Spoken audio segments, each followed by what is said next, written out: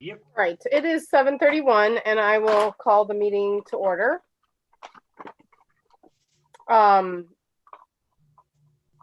I think we may actually need to take attendance. I don't think we have been, but Charlie, is that something that's part of the Zoom recommendations? We should, I think we do, but we should take attendance of the board members. Okay. I mean, maybe Julie is doing it without us announcing ourselves. That's what I mean. Do we need to announce ourselves? I think it's best that we do. Okay. I am just gonna do sort of a, well, Julie, do you mind doing it? Taking attendance just like we do with a roll call vote? Sure. Debbie Braun, Here. Dan Coyne, Here. Martha Gaines, Here. Pat McCourt, Here. and Matthew Mitchell. Here. Thanks, Julie. Anyone else? I don't think we need to. Okay. So we'll start with citizen comment as usual. I'm not quite sure if we have anybody waiting. I see you, Mick, and then Natalie sometimes gets communication ahead of time, so she can let us know if she. No, okay. So Mick, did you want to speak? Yes, please. Hi, everybody. More of a question, actually. I was wondering what vaccination group Brian and Natalie are in, as they're part of the parks. I know the city of Evanston has started to vaccinate a lot of their essential park district employees. So I was just wondering what group you two are in. I'm a 1B. You are? Okay. I got my first shot. My second shot's March 4th. Great. Just give you a heads up. Marcos got a shot because he's a caregiver for a special needs child. So he got his shot. Natalie, I think, is a 1C. I'm in 1C. Okay. Okay, sounds good. And Natalie, have you signed up with the city of Evanston through that portal? I'm registered with Cook County, Okay. and I'm an essential worker, but I'm not frontline. So that's why I'm in 1C, and probably my age too. So I'm waiting patiently. Okay, sure. And working from home mostly in the meantime. Yeah. I've been doing a lot of the vaccinations with the city of Evanston, so I was just curious. Natalie, I can I could talk to you tomorrow, because once we're in 1C, occasionally there's at the end of the day there's leftover doses, right? So, and we do not want to waste these doses. So sometimes we're able to, as long as you're in that group, right? Even though you may not have an appointment that day, kind of like a last minute thing, we can sometimes get people in. So, and obviously no promises, but I'd love to help you out and do that for you if I'm there and if that's a possibility. So we can talk about that once we start in 1C. But that's awesome. All. Thank you so much, Mick. Yep. It's important, and I think it'll be great to get our programs up and running. And then I just wanted to also mention publicly, Natalie, the program book, got it in the mail, and it looks great. Awesome work there. Oh, thank you so much. Thank you. Thanks, Mick. Anybody else for citizen comment?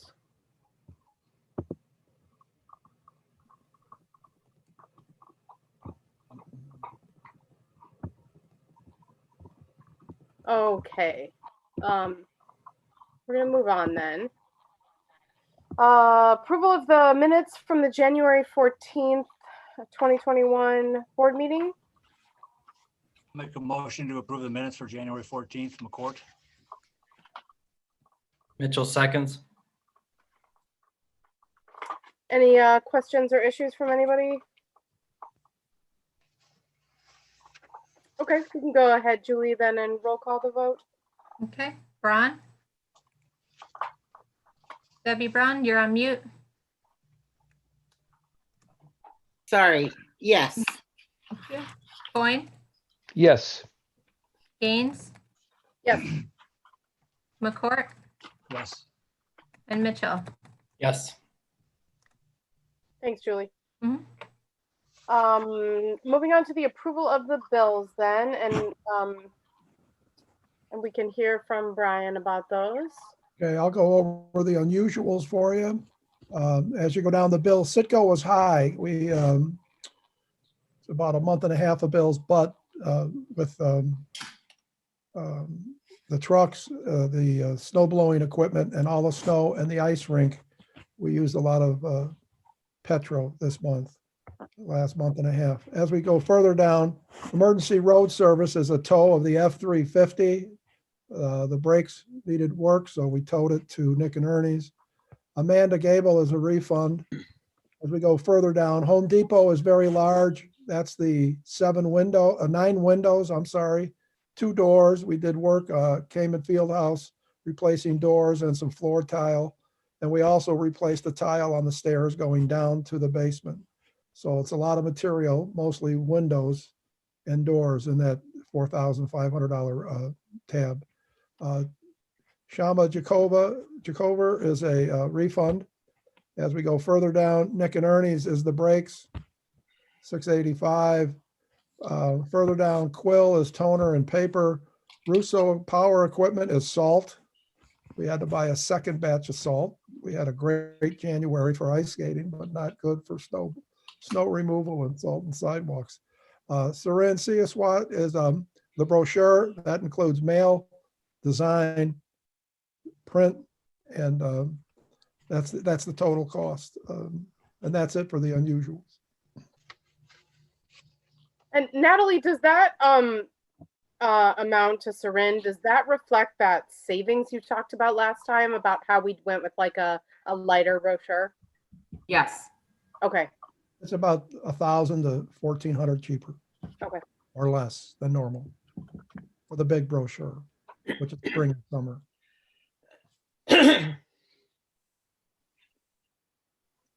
Anybody else have any questions or issues? Make a motion to approve the bills for $26,927.01. McCourt. Coin, second. And Julia, if you'll roll call. All right, Braun, Yes, Braun, yes. Coin, Yes. Gaines, Yes. McCourt, Yes. and Mitchell. Yes. Thanks, Julie. Moving on to the approval of the petty cash expenditures, and Brian can tell us about these. Sure. Adobe is the edit document we pay for. Amazon, we bought a Roku for the TV set over at Cayman East Fieldhouse. E-file tax forms, that's 1099s Jerry had to send out. Illinois Association of Park District Conference fees that Natalie attended. MailChimp, emails over 2,000. Squarespace was our web domain annual fee. Verizon, we bought a charger for the office. And Wufoo is our online registration annual fee. And Zooms are for various online meetings. Why is it that we have 3 different Zoom accounts?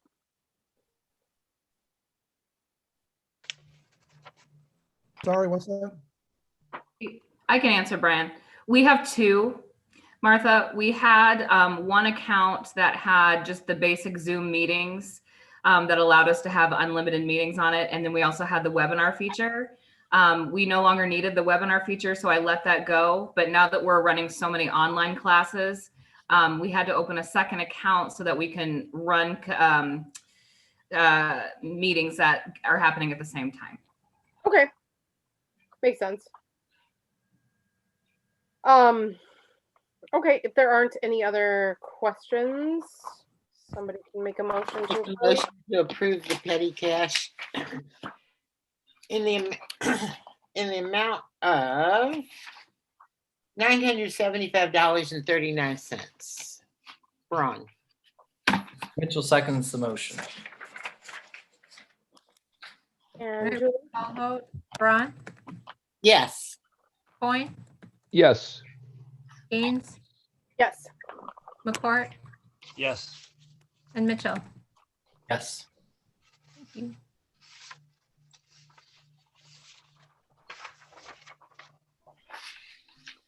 Okay, moving into the monthly reports, we'll go to Brian first. Okay, the month of January into early February, very, very busy at the Park District. The maintenance crew has been busy with indoor repairs that I've already mentioned in the bills, basically windows and doors, and along with normal upkeep. We also had a lot of snow removal and ice rink maintenance, so the crew's been very busy. The crew replaced basement stair tiles and painted the new trim that they put in above the floor tiles. They also updated some floor tiles and replaced bathroom doors at David Wood Fieldhouse. As you know, our weather has become more winter-like, and therefore the ice rink is open on a consistent basis. Ruben, Marcos, and Kevin Williams have done an outstanding job keeping the rink in shape and open. Just so you know, 32 degrees doesn't cut it, but 18 and below is really good for ice. So that's why the rink had a great month. We've had dozens of skaters and many appreciative patrons. It's been the best skating winter in years. The crew also spent a lot of time removing snow at our parks and buildings when needed. In fact, today they had to remove it twice. Natalie's been busy with winter camp sessions and spring summer brochure. We're gearing up for the summer programs also. The summer planning will be somewhat of an ongoing puzzle as we await for some COVID-19 restrictions to be lifted or stay, whatever the case may be. Natalie give you a little more of an update in her report. I met with various city officials on Wednesday, the February 3rd, via Zoom to discuss skate area / park. We discussed temporary skate parks while the city of Evanston explores the feasibility of a permanent skate park somewhere in Evanston. We shared ideas regarding these issues and agreed to meet again in the very near future. The meeting date has not been set yet. The meeting was also attended by Alderman Rainey, Alderman Fleming, Commissioner Gaines, and Commissioner Mitchell. I've attached a copy of Lawrence Hemingway's skate park presentation that he made to City Council on January 19th, 2021. That gives you a little bit of heads up on what's going on in the skating world in Evanston. That's it. Thanks, Brian. Matt, do you want to say anything additional about that meeting that we had with the city? Sure. It's on the agenda later on. Do you want to jump in right now? I don't care. No, we can talk about it later. Whatever's your preference. I just thought, since he just mentioned it, that we could hear from you additionally. But yeah, we can just. You mean the recurring agenda item? Yeah. Okay. Yeah. Let's speak about it then. I think that's fine. Great. Alrighty. So then, Jerry. Okay. Hello, all. You should have a set of the regular monthly reports. Before I dive into those, I'll just quickly note that January is the month we have to file the 1099s with the IRS. That was completed as a notable activity. Instead of 1099 miscellaneous forms, the IRS now has a new form called the NEC, non-employee compensation form. So we filed on the new IRS required form. And turning to the regular reports, I'll start with the appropriations ledger, which is basically a good way to see where do we stand in relationship to the budget plan for the year. At this point of the year, we would expect to utilize about 54% of the budget. Overall, our utilization is running at 43%. So we're running well below budget right now. But we'll typically see spring season increase the spending. In part, it's just a typical way we run the district. We don't run a lot of big capital outlays early in the year. We wait till we're closer to the end of the year to know we're having a good year before we proceed with some of our big one-time expenses. You'll notice like the more recurring regular types of things like wages, we're running pretty much right at the budget. We're running a little over the plan in the general fund and a little under the plan in the recreation fund, but overall between the two, we're spot on.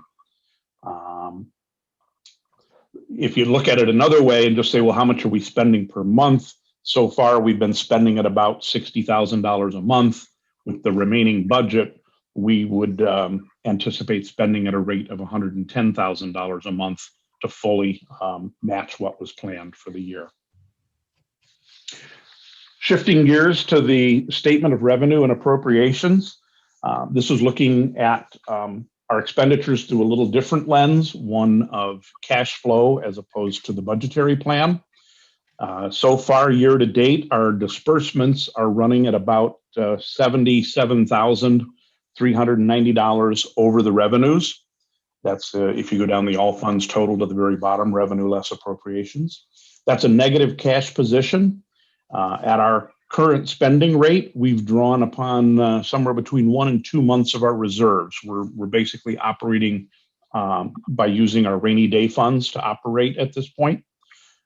For the remainder of the fiscal year, we'll begin receiving the spring installment of property taxes, as well as registration fees for the summer programs, and that should reverse the negative cash flow situation and get us back on track to the plan.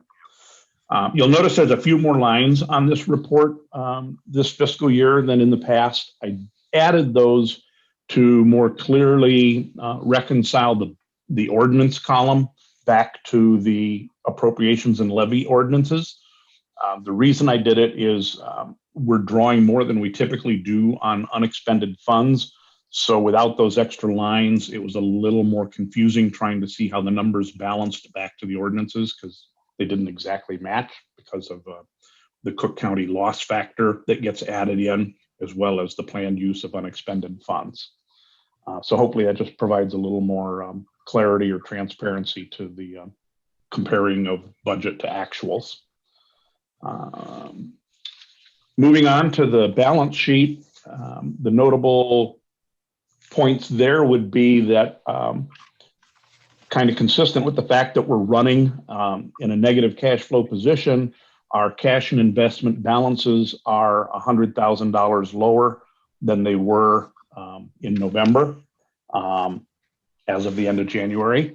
And our overall assets have increased from $1,022,000 to $1,626,000, mainly because of the levy ordinance that was passed in December and is now reflected in the figures. Fund balances overall have also decreased from just over $1 million to just over $900,000 since November.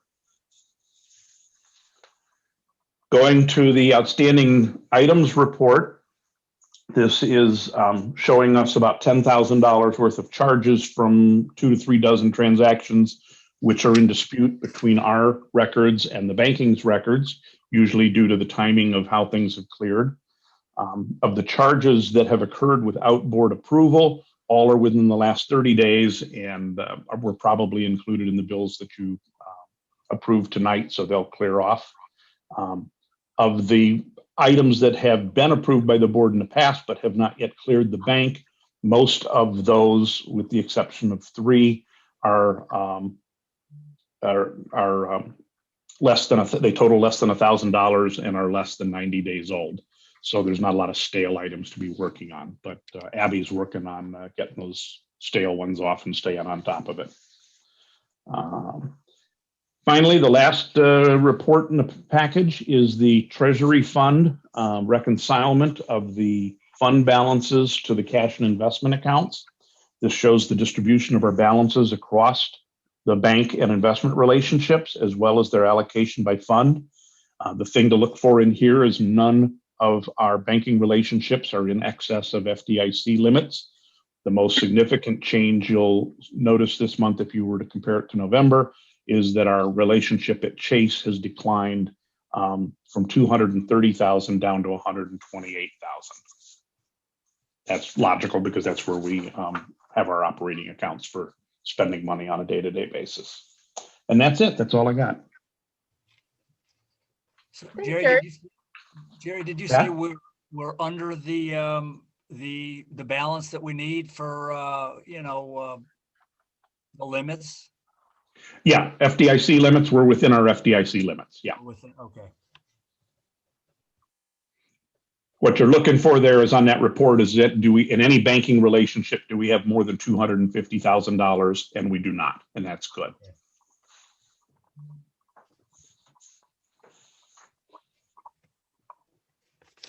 Any other questions for Jerry?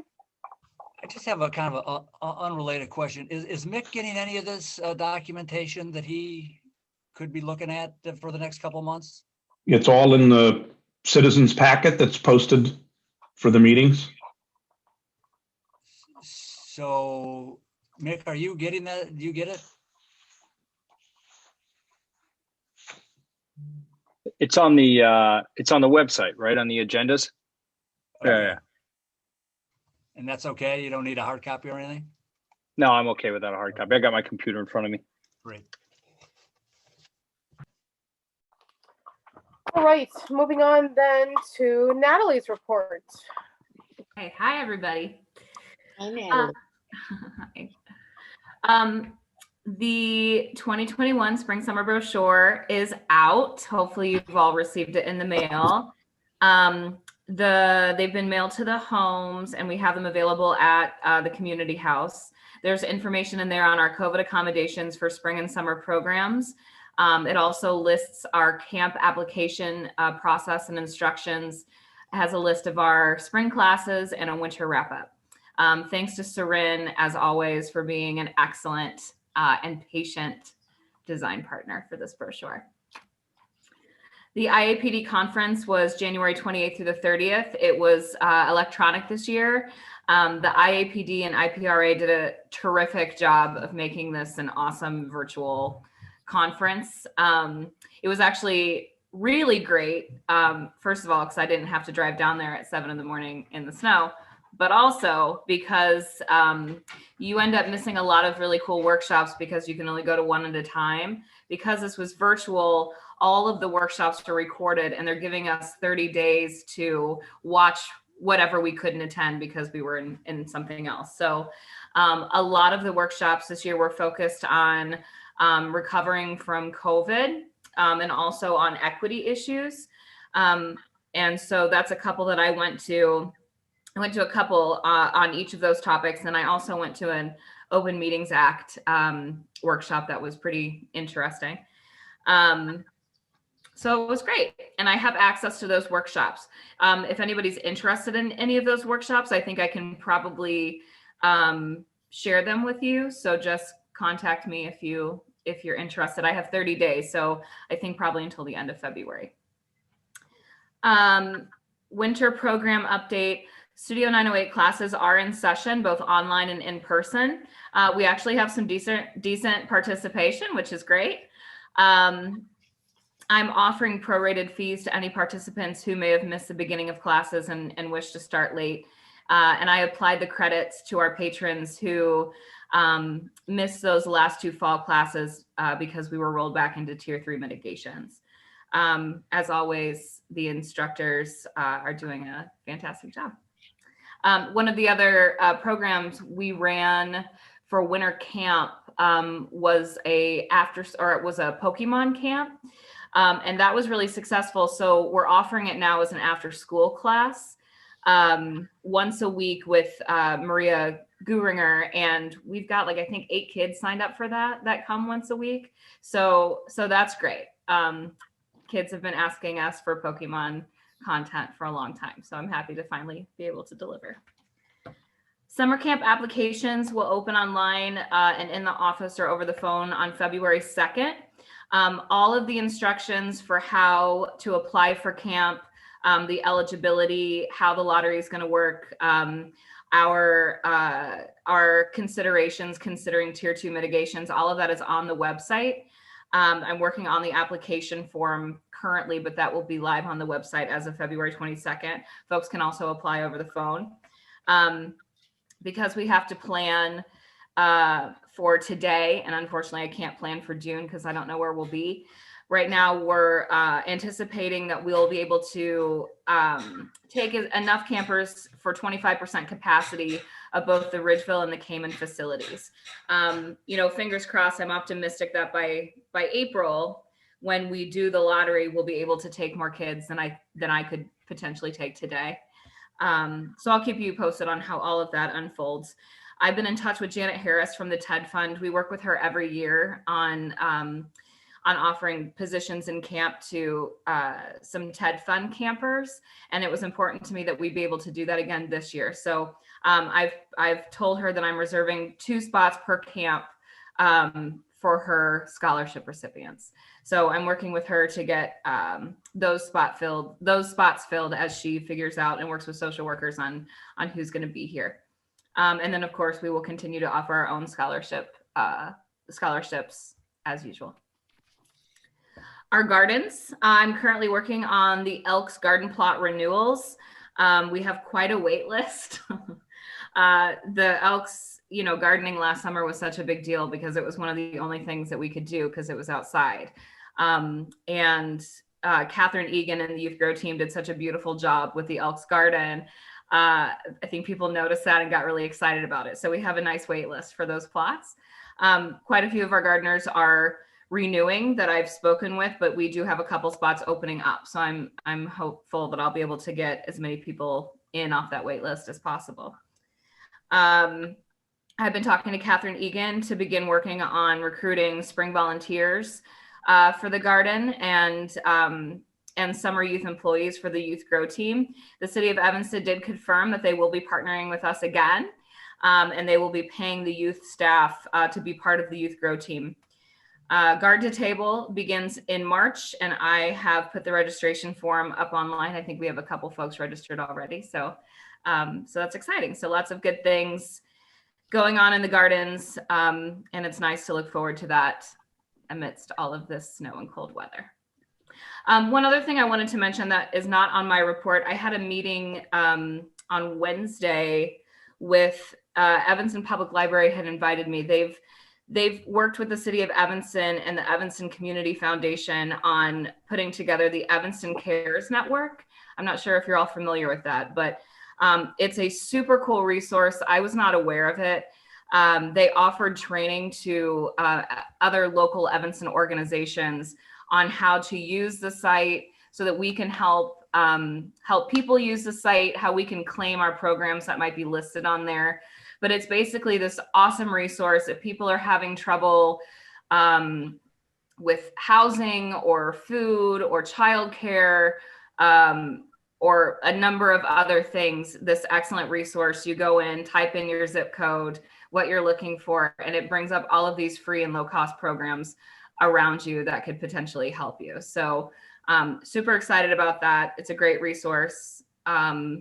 And I'm gonna claim the programs that we have on there. I'll add more if I can. And it's a great tool to direct folks to that approach us with those kinds of needs as well. And lastly, Kyron is here. Kyron is our outreach and marketing assistant that started in January. Kyron, I'm sorry to put you on the spot, but I just wanted to introduce you really quickly. He's been coming to the Ready meetings. He's been to one of our Ready meetings. He's going to come to some more. We met with, he and Pat and I met the other night to kind of catch him up to speed on some of the equity work we've been doing. So Kyron, if you want to introduce yourself or if there's anything you want to say, go for it. You also don't have to. Well, my name's Kyron Saxton. I'm from Wilmington, North Carolina originally. Came here to study community psychology at DePaul University, and I hope to one day be a middle school psychologist. So working here at Ridgeville Park District is a perfect opportunity for me to give back to the community and just kind of fix it, fix the world. So I'm happy to be here, and thank you. Welcome, Kyron. Thanks, Kyron. Yes, welcome. And that's all I've got. Thank you, Natalie. I had a question about the conference. If those workshops are, by and large, it seems like maybe all like pre-recorded, was that the format as opposed to, I get that they're not in person because they're not in person, but they weren't live. Like you couldn't interact with the presenters. Some were. Okay. So what I found was most of the presenters pre-recorded their session, but were there during it so that they could engage in the chat. And then once they like finished the video of their pre-recorded session, they would pop on live and then answer questions. Okay. So yeah, because I engaged. I asked a couple questions in a few of the workshops and was able to speak to the person who delivered the presentation. So it's a little bit of both. Okay. Yeah, I'm kind of curious too, like if you watch any, obviously you were the participant technically, so if you watch any after the fact, I'm just curious if you know if they have a method for taking questions or if that content is really just sort of you view it and then, you know, whatever follow-up that you may have been able to do even in the real life times is probably still accessible if you have questions. Yeah, so you'll be able to watch it. There's also all the contact information for the presenters included in my conference packet, I guess. Mm-hmm. So if you had any questions that weren't addressed, I imagine you could give them a call or email. Okay, cool. And then I just wanted a refresher too on our on the lottery itself that's going to happen. Are we going to take in terms of the numbers of applications that we'll accept relative to the fact that it's a lottery to actually get spots? Mm-hmm. Are we just going to take as many as people want to apply? Yeah, so there's criteria, right? So you have to meet 2 of 3 criteria in order to apply. Mm-hmm. And the 3 criteria are that you're a Ridgeville resident, that you have 1 or more essential worker in the home, and that you were on the free and reduced lunch program in the 2019-2020 school year. So if you meet 2 of the 3 of those things, then you're eligible to apply. And we'll take as many applications as we get. And the applications will be open until April 2nd. And then April 5th is when we'll do the lottery. Right now, operating at 25% capacity for both spaces, we're looking at like maybe 20 kids for the Ridgeville for the 9 to 12-year-olds and maybe 10 to 15 for the 6 to 8-year-olds. Hopefully by April, things will be better and I'll be able to take more than that. But right now those are our limitations. I have a question then relative to that timing.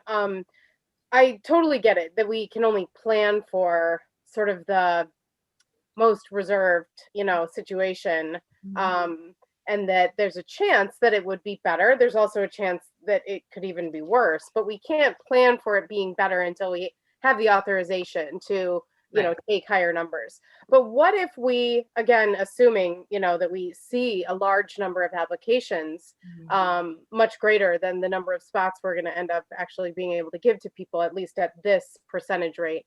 Mm-hmm. Could we, you know, plan to keep a wait list? Oh, yeah. You're gonna do that? Yeah.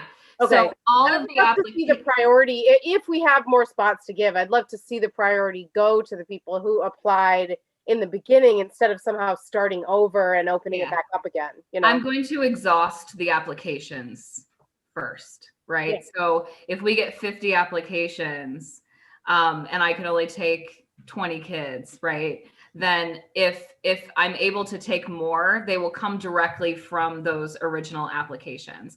I'm also keeping a wait list. I'm keeping a wait list for families who don't meet 2 of the 3 criteria in case things are great and we get through everybody who applied that did meet the criteria and we still have space left. Mm-hmm. So I'm going to manage a lot of different kinds of wait lists, but priority will go to the families who meet 2 of 3 criteria and apply between February 22nd and April 2nd. Okay, cool.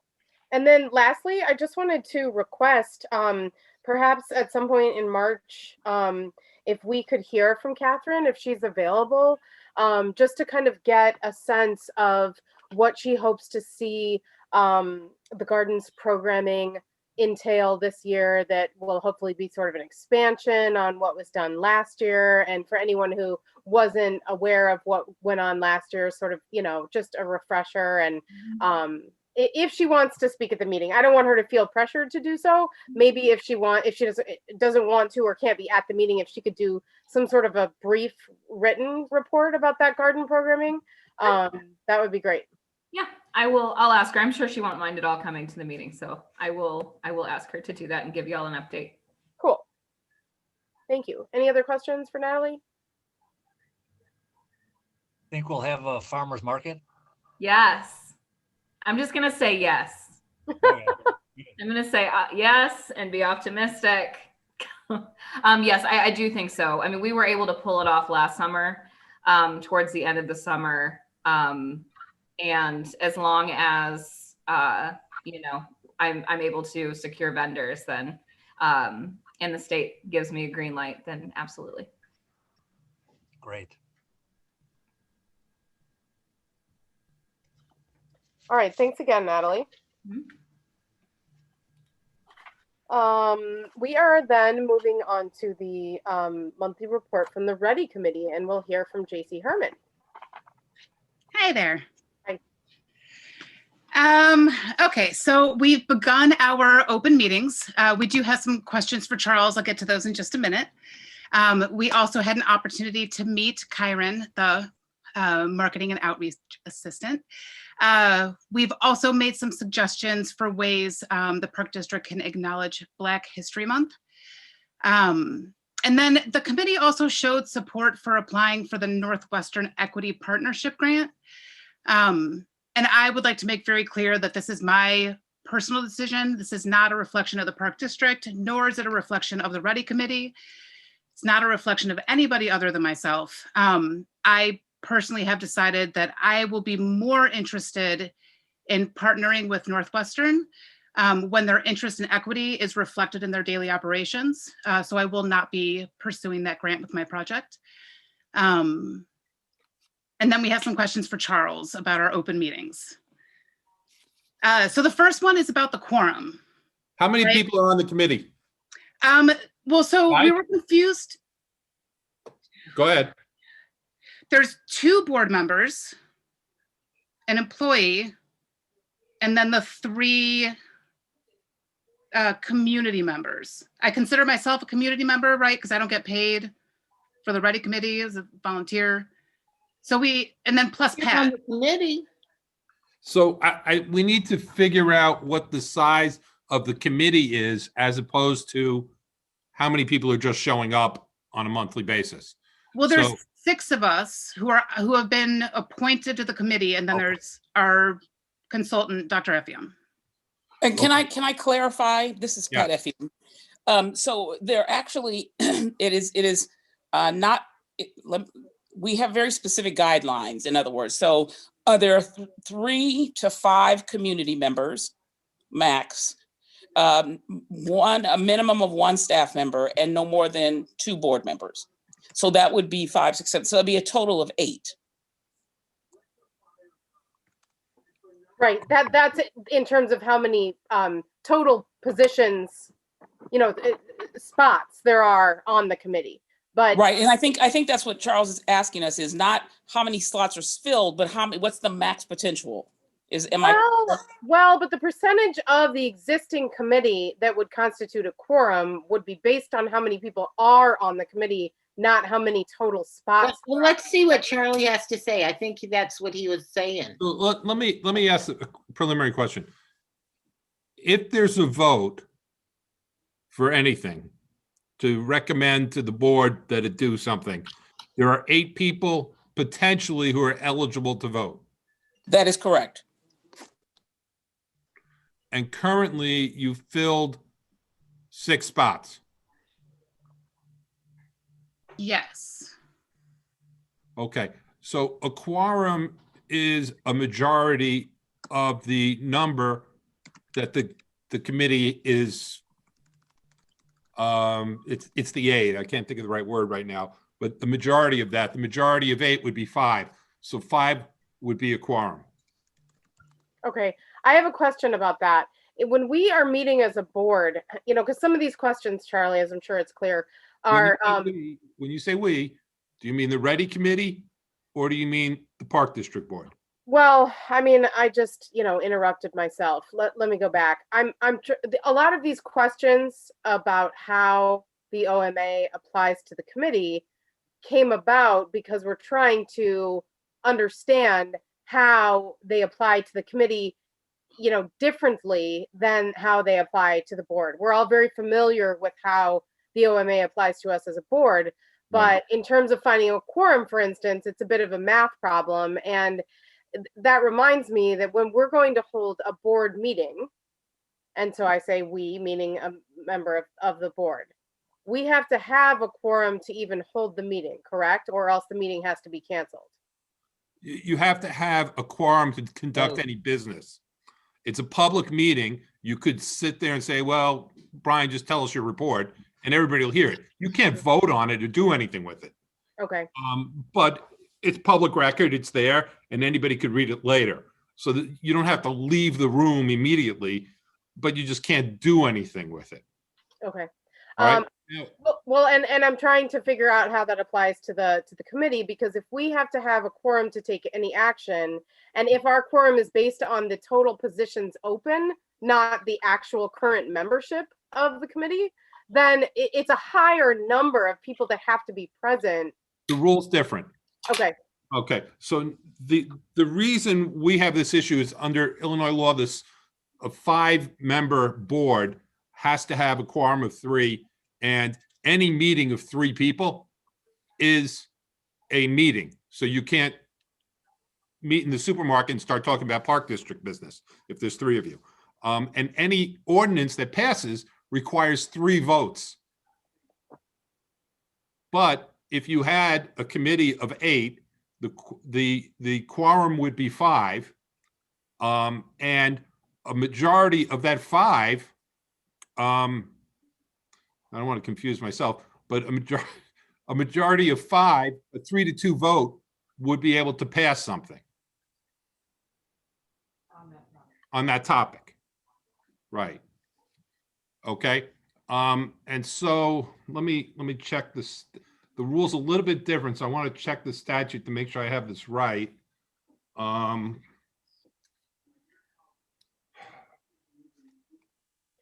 Also, Charles, I mean, I don't know if everyone else will agree with me on this, but at some point I would like to have the rules in writing that apply to the committee, so that we don't have to just remember what you've said here or come back to the video.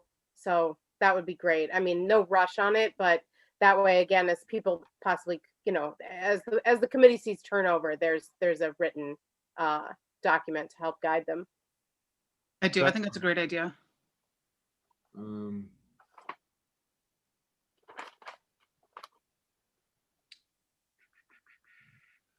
So,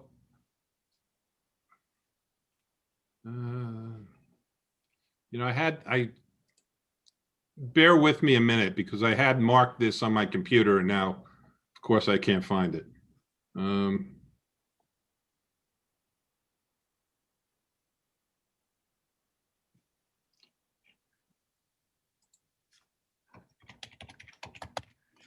I promise not to revert to my preschool skills and start singing you all a song that I expect you to participate in.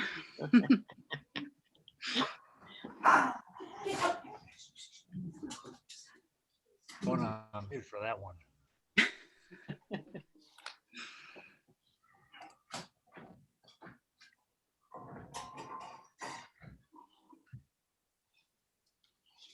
Well, I'd kind of like to hear the song because I feel like the pressure's on. I was thinking exactly the same thing. Yeah. Well, here, while you're looking for that, can I tell you what we're going to do next, like what we're moving forward? Go ahead. So we still need to review the equity lens, and we are going to discuss and kind of refine what the committee's work and purpose is. And then our next meeting is going to be February 18th. And Martha and Natalie, correct me if I'm wrong, all of our future meetings are going to be at 6:30 now? I think that's how we left it, yeah. Okay, I just wanted to make sure. That was my understanding too, but then I realized I make mistakes sometimes. Although that's what my planner says, so I was thinking it was right. So I don't know if anyone has any questions or if we should move into the songs.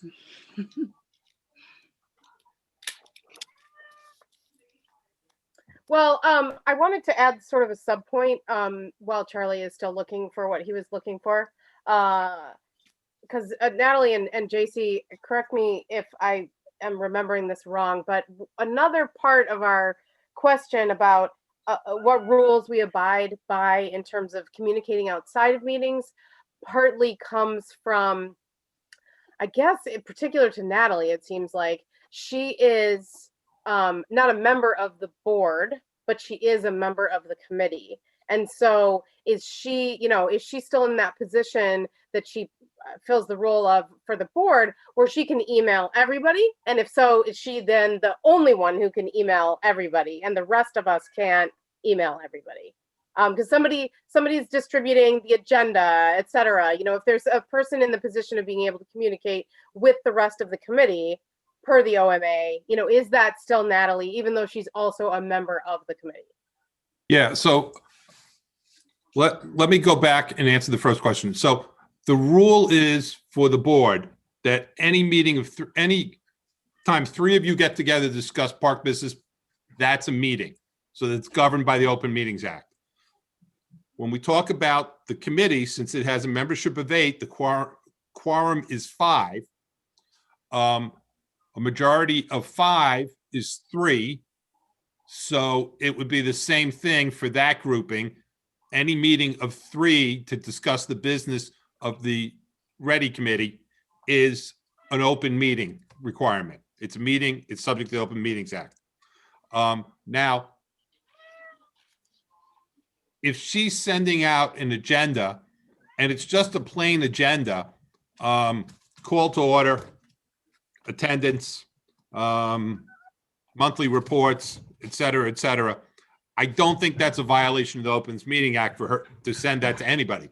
But if she's communicating about business of the committee in any detail at all, I want to discuss this topic because it's important to me, then that's an issue, a violation of the Open Meetings Act because she's on the committee. If she's so it'd be better to have somebody sending out materials who's not on the committee to the members. So we lessen the chance that somebody would claim that's an Open Meetings Act violation. If I could jump in, when she's doing that for the board, she's doing it not as program director, but as corporate secretary. Right, and she's not on the board, so she's entitled to do it. Could she be performing duties as corporate secretary for the committee while also being a committee member? Just like she sort of shifts hats from corporate secretary to program director. There is no corporate secretary for the Ready Committee. Okay. It's the corporate secretary is an aspect of the Park District requires that it have a secretary, and she's appointed by the Park District Board to that role. The Ready Committee does not require a secretary.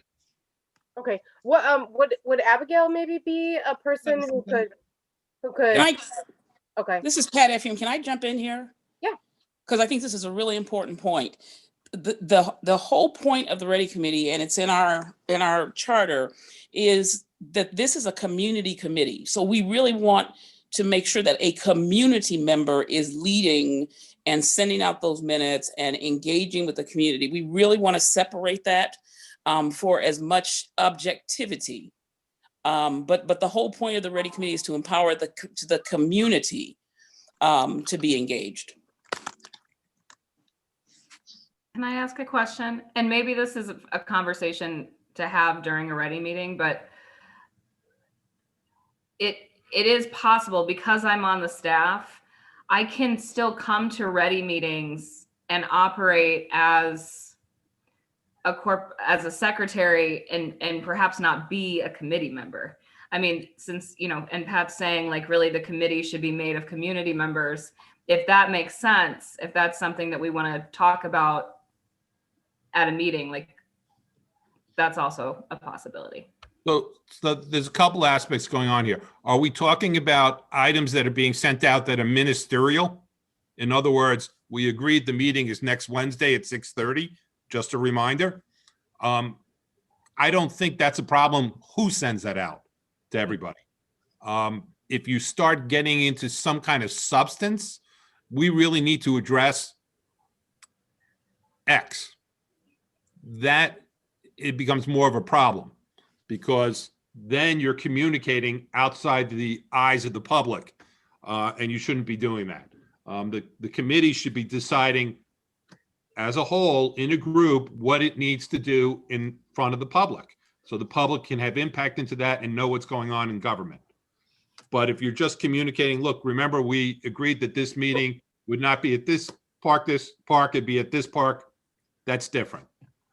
That's the first aspect. The second aspect is there's no problem if you don't want to be on the board, or somebody else who isn't on the board sends this out. It's not a violation then. Did I confuse everybody? Well, I guess my question back to Natalie is, for one, I would hate for her to suddenly not be an official committee member anymore simply because it makes the logistics easier. But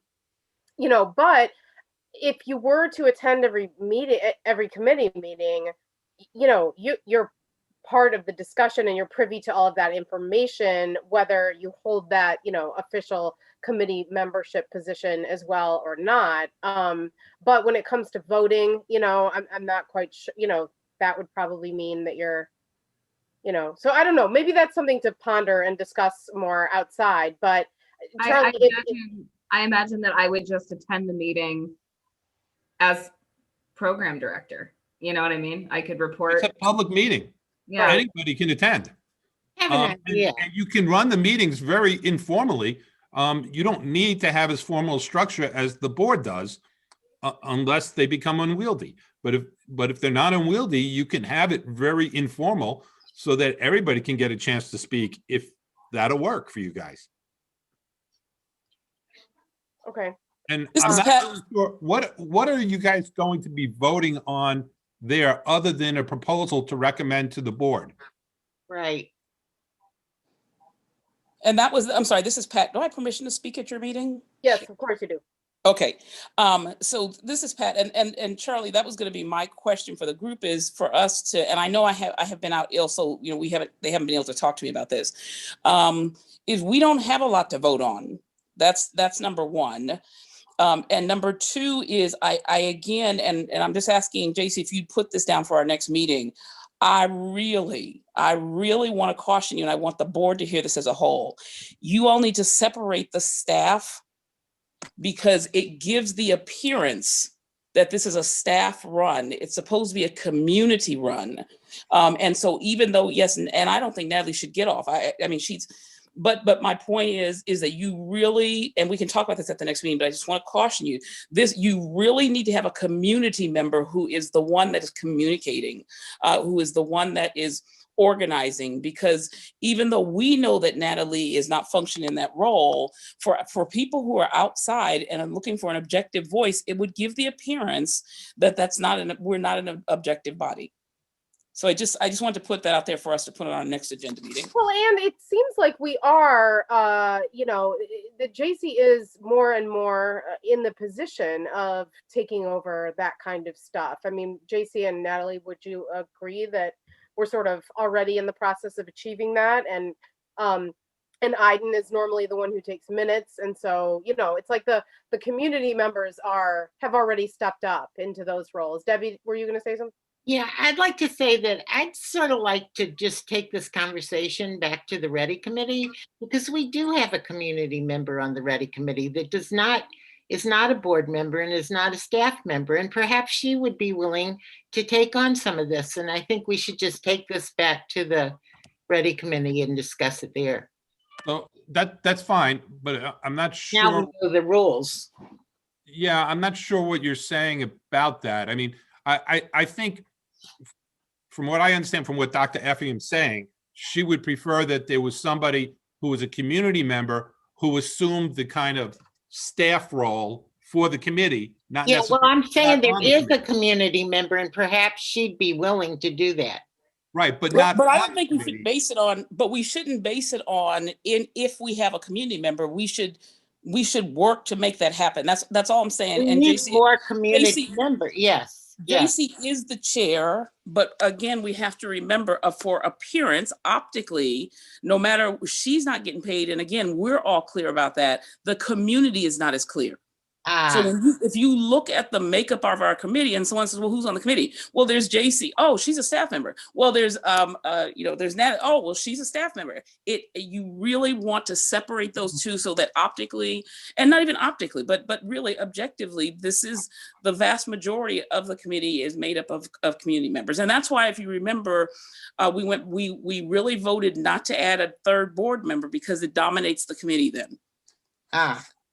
Well, and if I understand correctly, Charles is also saying that the person who's communicating, who's sending communication out to the committee members cannot be on the committee. They should not be on the person sending everything to all the committee members. We're better off not having them on the committee. Then there's no risk that they violated the act. And I can It fulfill sounds that like role. that's Abby then. I mean, it sounds like it would need to be Abby or Abigail or Brian, right? We can discuss it at the Ready Committee. Now that we have the parameters, we can kind of nail it down, I think, at our next Ready, but I think I've got some notes here. I think I have a much better understanding of what it is we need to do. So I'll make a suggestion, subject to what the Park District Board thinks, but it might be better if JC reviews her notes, and when she comes up with the questions that I'm sure she will, if she just directs them to me, and maybe I can have a brief conversation with her. But that's up to the board if they want me to do that. I think it's wise because we do need to be in compliance. So it's something that we do need to have your official, weigh in on once we're more clear about what we're asking. And to that point, I want to add that if we again, to compare to what we do with our board, if somebody wants to add something to the agenda, they contact Natalie by a certain date and time and they get their item added. Who will be doing that particular task of receiving agenda? Sometimes we're just defining the next agenda more or less in the meeting that we have, and we might say in the meeting, oh, add this to the agenda. But what if somebody wants to add something between that meeting and the next one? Who are they contacting? Are they contacting somebody who is part of the committee, or are we having some sort of secretary, basically? Because that may be also a way, as Pat Effiam said, to engage the community. That could even be a position of the committee, that somebody is a secretary, that then they're not actually. Once they're on the committee, it's ideal that they're not the one sending out the information. That's why I suggested that I could not be an official committee member and still manage all of those tasks and still attend meetings and participate, as you know what I mean? But again, we can talk about that. But Natalie, remember now, the requirements for this is that there's at least one staff member. Well, JC staff. But she's not acting as staff, right? Then I wouldn't be in the committee spot. I think these details, we can hammer out in the Ready Committee. I think these things are specific to our committee instead of taking everybody else's time. Unless someone else, feels differently. I have some good ideas that I think we can talk about at the next Ready Committee meeting. I think that's great. JC, I just want to say one last thing, which is that you just raised a good point. I mean, if you're staff and a community member, which you are you filling that spot of the number of staff, or are you filling the spot of the number of community members? Or are we somehow counting you as both? When we've talked about this, I wasn't saying that we need to answer that right now. I'm just saying that that's another point of, if we're deciding who's doing what, it's sort of like, okay, which one are you? So, because a number of people are wearing different hats is all I'm saying. Yes, it's true. I have been on as a community member because this is not in lines with my work responsibilities at Ridgeville. Mm-hmm. It's a separate. Okay, so JC, how do you want to leave it then? I think I've got my notes. I think that I'll bring this back to the Ready Committee. We'll, I'm the one that's been sending out the agendas and such. So we'll nail out these details and figure out how to move forward. Okay. Thank you. And was that the end of your Ready Committee monthly report as well? Yes, yes, I got through everything. All right, thanks, Daisy. Thank you. Okay, moving on then to the old business area of our agenda. We've still got on here, it says for action, discuss amendments to the general ordinance of the Ridgeville Park District, section 6.14 and 6.21. Mitchell, is there anything new on that? There's not. I've talked to 2 board members since the last meeting. It doesn't seem like there's a consensus to move forward tonight. I really would like to get this done at the next board meeting, which is going to be March. If we don't get it done then we're into April. You know, we've had problems in the past if we hadn't had a quorum, something like that. So it's obviously the barbecue issue is not a pressing issue, but we've been at this for a long time, and I'd really like to get it done by at the next meeting. So I moved to table the issue. And Charles said last time we don't need to vote on that. The next is also mine, B, update policies on the IAPD self-assessment. I would also move to table that. Which leads us to the skate park. And I'm happy to talk about that or defer to you, Martha. Why don't you start? I'll add anything if I feel like I need to. Okay. We can hear from you about the meeting that we had with Brian in the city and anything else that's new, and hear from Brian as well. Sure. So I'll give you my take on the meeting with the city. It was set up through the city manager's office. It included, Brian laid the groundwork, but Mr. Lawrence Hemingway, the head of the Parks Department, as well as some of the special project people. It seems to me that the city of Evanston is interested in 1 or 2 temporary skate areas and is also interested in moving forward with a long-term permanent skate area. How I took the meeting and how I see a potential partnership is the city of Evanston working with Ridgeville on a temporary skate area. And the only viable option I see is the area that was used last summer by the Ridgeville Ramps crew. And we have constraints there, including we use it for summer camp. We would like it to, so it can't be used summer days. It's close to the neighbors. It's a small space. So those are the constraints. It seemed like the city was going to take that into consideration and maybe consider whether or not they wanted to moving forward with a partnership. My understanding, we left the meeting that we would meet again. That's it. Do you have anything to add? Brian, do you wanna talk on that at all? Yeah, that's it in a nutshell. But we need to start making some decisions on the surface. And then once that's made, then what kind of equipment to buy and what kind of budget how much money we're gonna free up for that equipment. As I mentioned in the meeting with the city, and the city agrees, I don't want to speak for the city, but homemade equipment's not an option this year. Our insurance is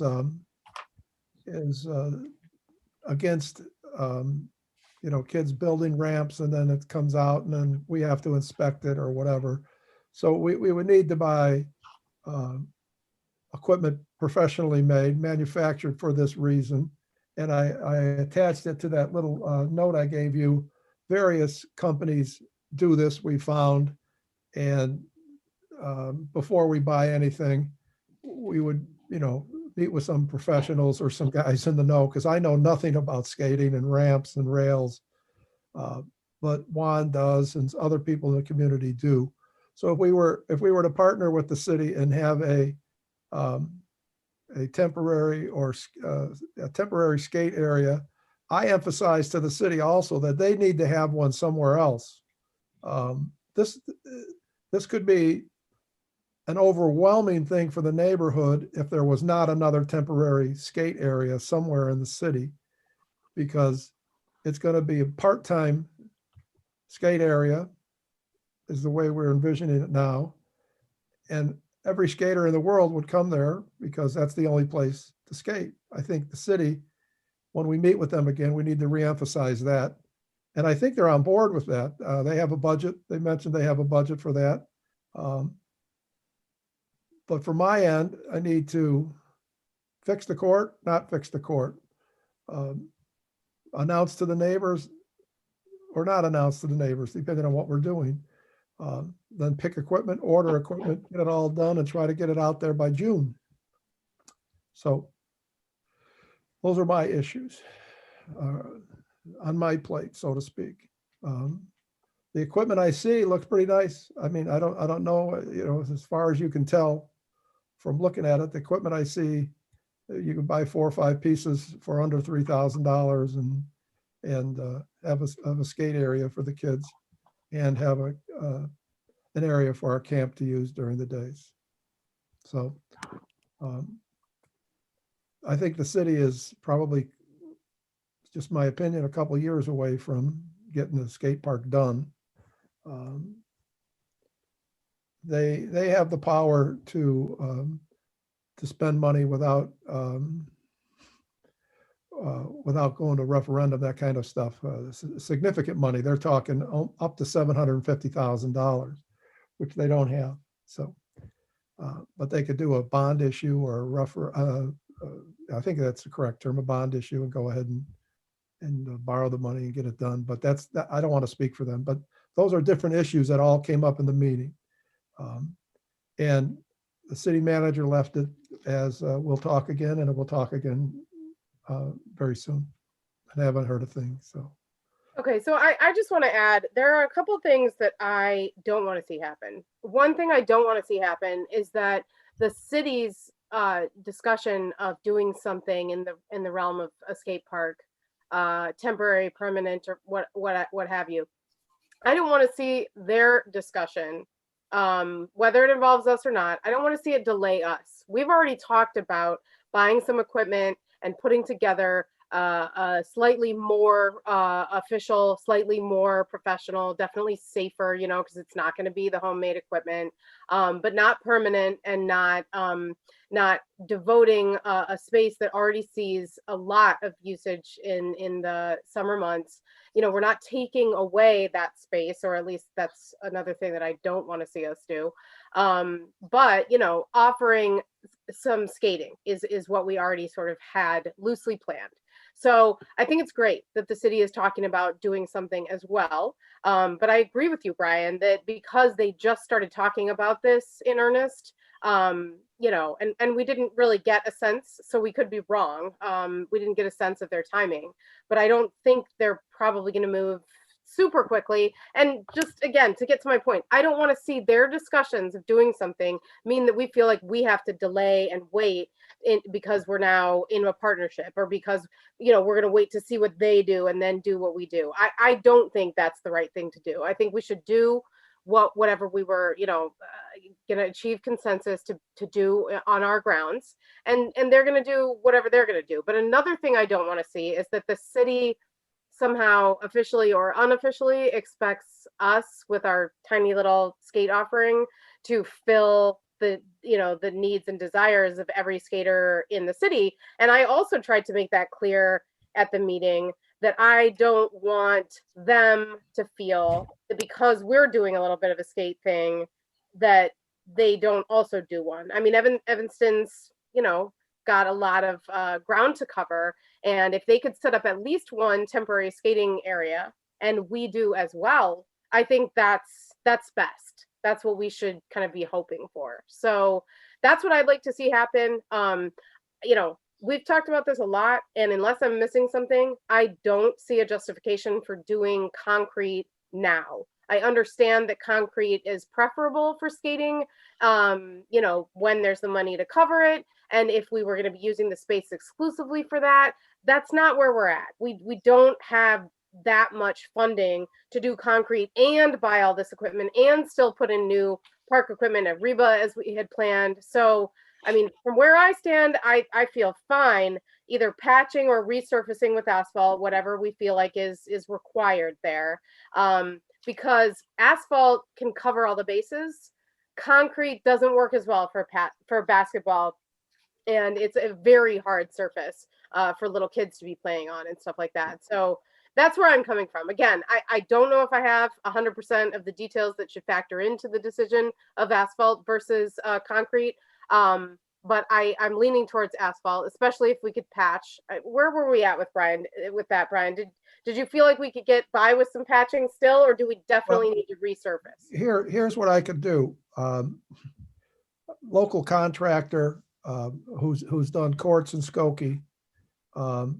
We can clear the court of snow. He can come out and take a look and tell me what we're looking at in terms of money and the correct way to patch it. And then we need to seal it and paint it. So I could get that done next week if it's not 10 below zero. But I get that done. Not the court resurface, but get it looked at and come up with a number.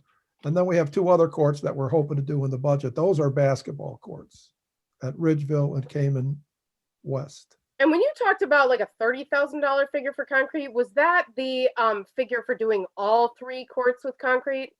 No. That was to fix the cracks, seal it, and paint it. 3 asphalt courts.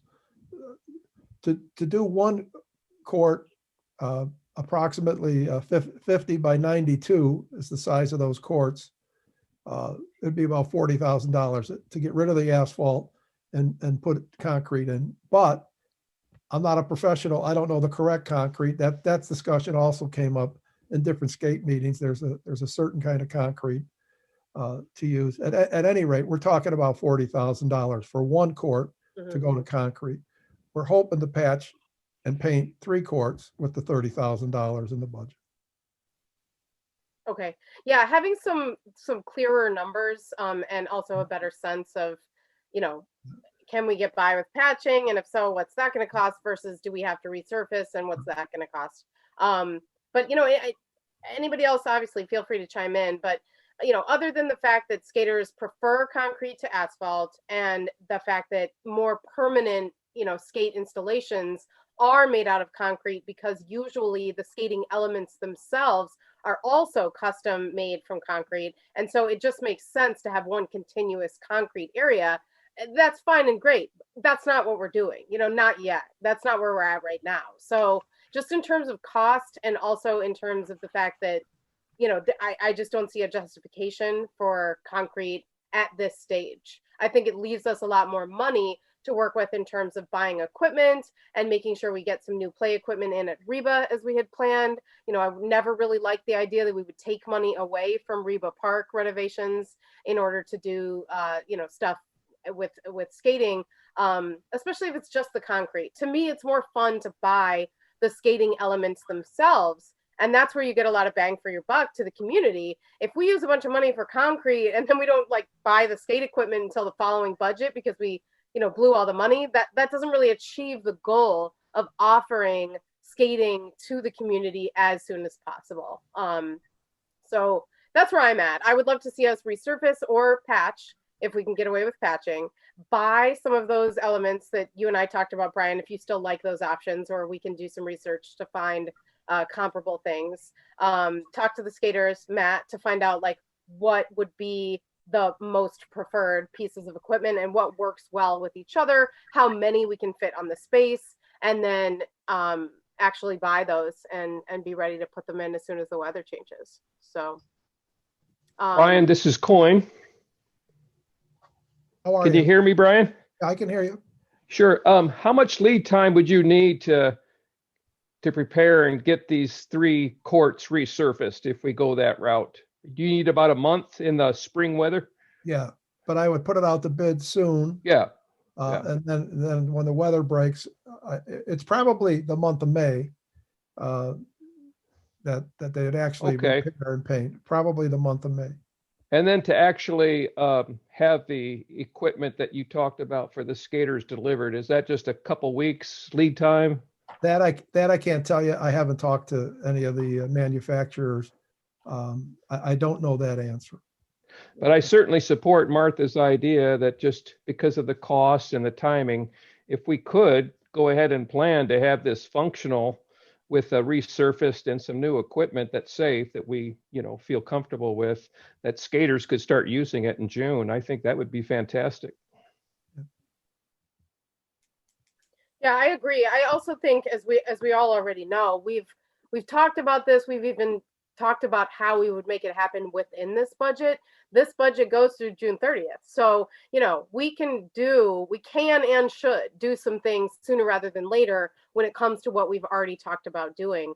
And then if concrete is in our future, we can talk about that as soon as next year if we really want to. I mean, Brian, when you have somebody look at the court, that's part of the bigger picture in my mind, is that if we could squeeze one more year out of patching, and if that's significantly cheaper than resurfacing, that makes the most sense in terms of keeping our options open for doing concrete really soon.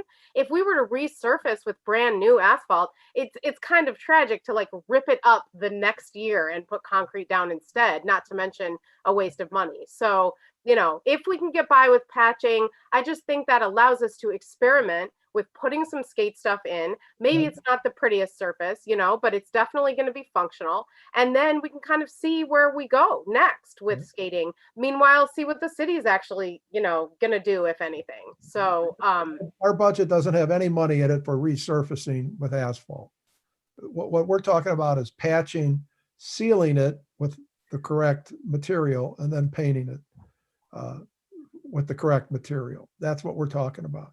We're not talking about a new asphalt surface at any of the courts. It's the new asphalt surface, cracks repaired, sealed, painted. That's what we're talking about. That's the 30,000 for the 3. Correct. Thank you. We'll see how good my numbers are by next month. I'll have some numbers for you. Martha, I agree with you. I like the idea of getting something on the books, not just relying on the city, not waiting around, not making a decision. What I would love to see from the city is a monetary contribution, right? They do have money in their budget for a temporary skate park. And if that could be at Ridgeville, that could answer some of our problems about not having money in our budget for this calendar year. I think having temporary skate equipment and keeping the conversation open about a more long-term solution, which may include concrete, which is what the skaters would prefer. Uniformly, they would all prefer a more permanent concrete structure. We certainly don't have the money for it right now, and we're coming up in the spring. So I agree. I think we should move forward. I think in our next meetings with the city, if we have a plan of a temporary skate area at the surface that was used last year, and an idea of, an ask, monetary ask, I think we could perhaps see some movement quickly. Yeah, and actually that's something I meant to touch on. Matt, I heard you loud and clear, and I appreciated your comment back to the city, because Alderman Fleming said, what do you need from us? What do you want? What would a contribution from the city look like? How can we help you? And you answered that question by saying money. We'd love money from the city. And I think that's great. I think it's great to be clear, and I think it's great if they're asking what can we do, that we answer the question and tell them what they can do. But in my mind, when it comes to them giving us money, I want to know exactly what we're planning to do, what the cost is, because then we can be specific to them and we all are on the same page about what it is that we're doing. But I also want to see that doesn't somehow mean that the city now views their contribution to the entire skating community to have been that they gave money to us and that's it. I'd like to see them doing another location as well. Not just because don't make us be the only ones to do it. It's more about the skating community. And I would, like Brian said, we're going to get really overwhelmed on a very small plot of land if every skater in Evanston and possibly like the surrounding areas finds out that we're doing a little skate park and it's the only game in town, literally. So, you know, I think we just need to be clear in our ongoing conversations with the city that the partnership, you know, is that we're both working on skating in our respective, you know, lands, and that we're kind of doing it together but separately at the same time, if that makes sense. Yeah, I agree with that. And from what I heard on the city's end, is a north and a south side temporary skate area were in discussion, right? Like that's what I heard. They clearly haven't been moving forward with any clear concrete plans. But I agree. I think that can't be the only city solution. And you know what, though? If we're able to put something together a lot quicker, then we are going to be the only game in town for a little bit of time. And that's just the nature of the fact that we can get something sort of finalized quicker, partly because we started talking about it sooner, but also because if we've budgeted the money, we know what we want to do, we can do it. You know what I mean? We can move a little bit quicker. Perhaps, Matt, it might actually end up that if they are willing to give us enough money that we could do concrete in that one plot, fine. You know what I mean? I'm fine with letting the city fund the concrete because concrete's expensive. And then we don't have to sit here and discuss further whether we're going to do concrete or not, because if they're going to pay for it, fine. My only question at that point is to Brian, does any of the other usage of that particular plot, are there any downsides to doing concrete, or is it just basically even better than asphalt because it lasts longer? You know, is there anything to consider in terms of downsides to concrete? If not, and if the city is willing to pay for it, you know, I don't know why we wouldn't go ahead with that. That would be fine, in my opinion. Few things. Currently, the city has $50,000 for a temporary skate park and $60,000 for planning. That's what they told us, and I think that's what's in Lawrence's report too. $50,000 for a temporary skate park. I mean, we need 40 minimum for concrete. So if we take their 40, they're not going to be doing too much in terms of a temporary skate park. The other thing is, I agree with you, Martha, but I'm going to use a word. There's a danger in taking their money. If it's not a grant, there's danger. And Ridgeville needs to control Ridgeville's property. It's just, you know, here's 40 grand, and then we need to open more hours, or we need this, or we need that. Yeah. It's just, there's a lot of details in that area of taking city money that's not a CDBG grant or something of that nature. And there's Jerry too. Yeah, sorry, I was muted. Debbie first and then Jerry. I just, we're still talking about a temporary skate park, right? That if we need the area, we can pick up the stuff or move the stuff, or it sounds like we're getting into a bigger production than, all right, I just want to make sure we're not talking about like a skate park that takes over one of our parks.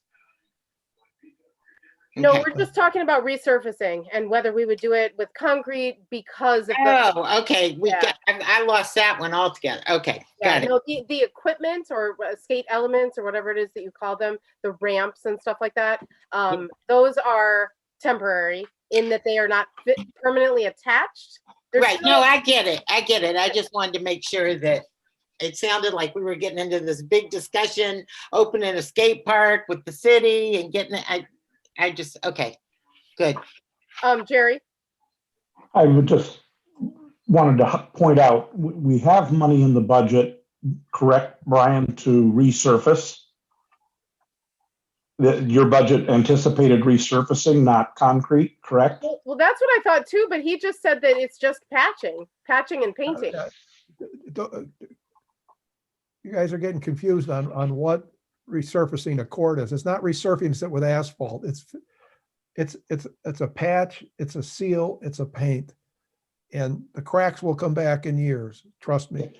But that, But it's not a resurfacing. I'm looking at a line item in the budget that said that there was $18,000 set aside for court resurfacing. Right, and then there's more in another line item. There's like 8,500, so it's Yes, 27,000 basically. that's over at Cayman East. Yes. Cayman West. My only point was what we need to go to concrete isn't the cost of concrete, it's the cost of concrete minus what we've already got budgeted. That's the gap. So, you know, if it's 40,000 for concrete, you've got 18,000 already allocated in the budget. We just need the difference between the 18,000 and the 40,000 from the city. Well, yes, but as Brian said, we've got 3 different areas and we weren't necessarily talking concrete for all of them, just one. Now you just eliminated repairing 2 courts. So the $40,000 is not an issue this year. It's just not an issue this budget year for concrete. So what I'm getting at is if we were going to put concrete, you would still be spending that 18,000 on something related to court resurfacing. We have 3 courts that are in the budget to be resurfaced. But the 18,000 is Ridgeville Park. The 8,500 is over at Cayman. Yes, correct, because there's 2 courts at Ridgeville. One basketball, one multi-use. Okay, so 9,000, if it's 9,000 each? Approximately, yes. Okay. All I'm saying is there is some number, whether it's 18,000, 9,000, whatever, there's some number that we already have towards that, which in fairness would reduce the need for contributions from the city because we have some money set aside to contribute towards the project in the broader definition of it. It won't happen this budget year.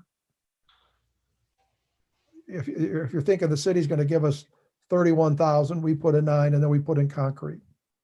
Is that what you're suggesting? I'm just, aside from the timing issue is another issue. The point is you've got a budget, you've committed that you've got to spend $18,000 on something like this year. Right. That's all I'm. That's the whole question. To get it ready by June, we want to fix the cracks, fix the court with a seal and a paint, and then use it for multi-usage for our camps and for temporary skate area. So can't we just move ahead and do that? I'll have numbers for you next month for sure. Yeah. Okay.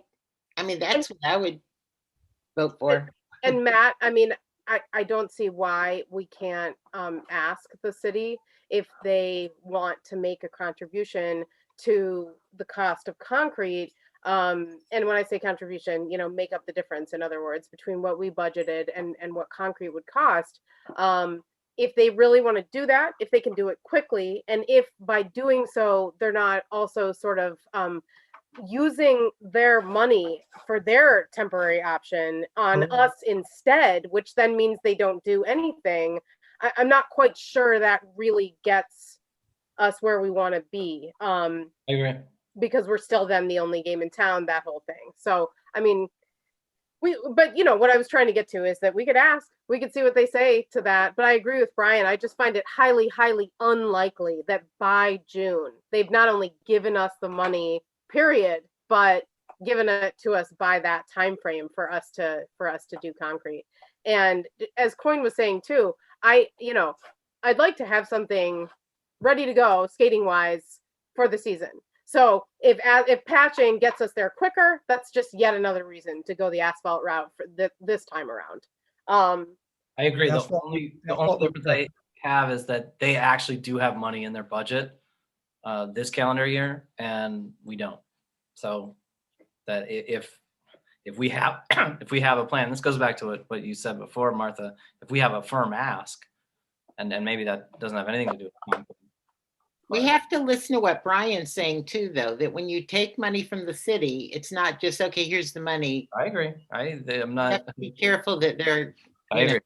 I strings attached are can be a deal Make breaker. it not worth it sometimes. It absolutely can be a deal breaker. Right. Right. Well, and Matt, you make a good point though, that if they have it budgeted for this year, are they gonna do something with it this year or not? You know what I mean? Because- What difference does it make? We got to get our numbers and decide what we're Well, doing. it doesn't necessarily make a difference for what we're gonna do, but it might help us answer the question of if they have that money budgeted and they're not gonna do something with it because of whatever factors, you know, result in them not making those decisions in time for this budget year, that might actually mean that they are willing to give us the money because, you know, whatever. I don't want to go down this rabbit hole too much, but Matt, I mean, we can talk about asking them for something specific and trying to get more details from them about, okay, you've proposed these temporary sites.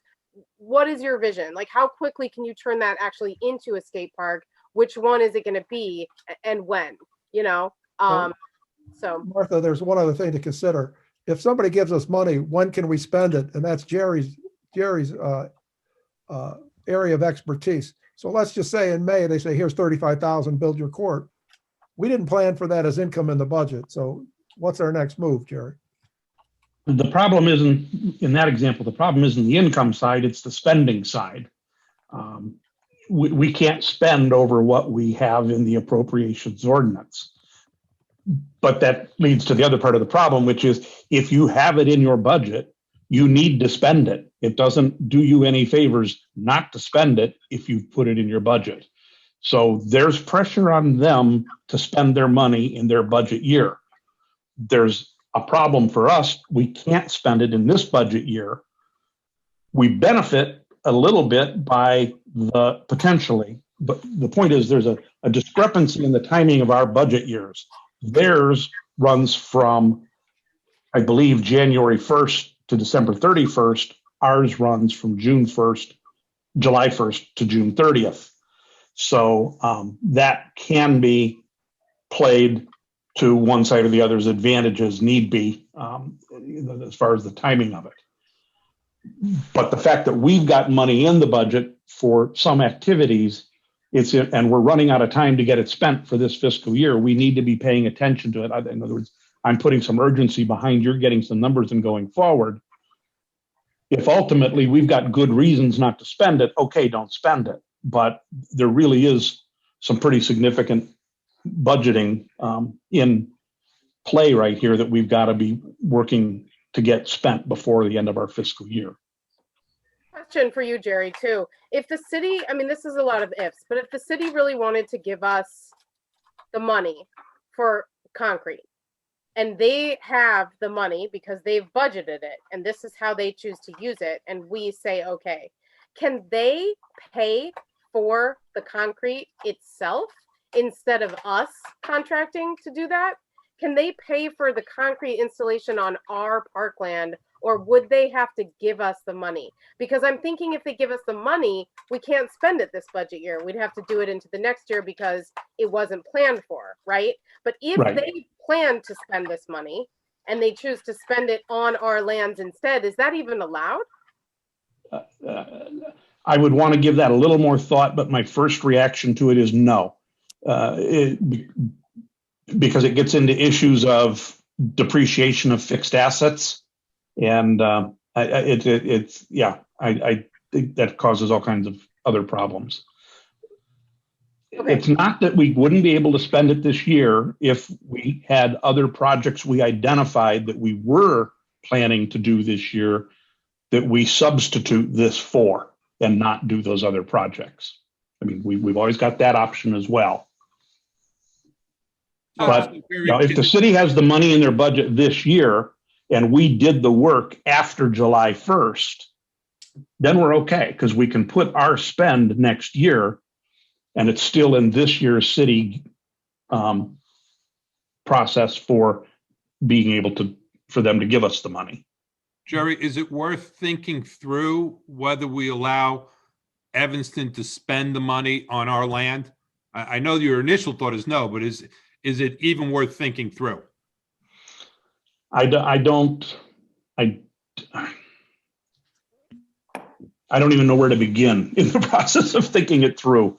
I think we'd have to get the auditors involved, not from an audit perspective, but just a higher level of accounting background than I'm comfortable dealing with, probably.